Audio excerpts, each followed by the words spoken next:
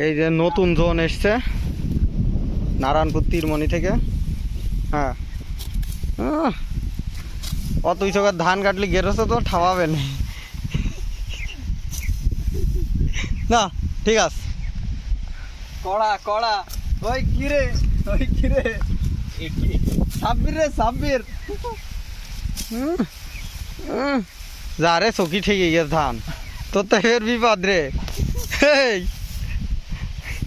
তো চকি ঠিকই গেছে। ছোট গাইতে বড় হয় না ধান। এই বাসমতি এরকমই হয়।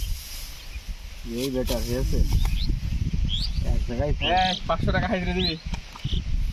তুমি এক জায়গায় তো সব শুকাবে না।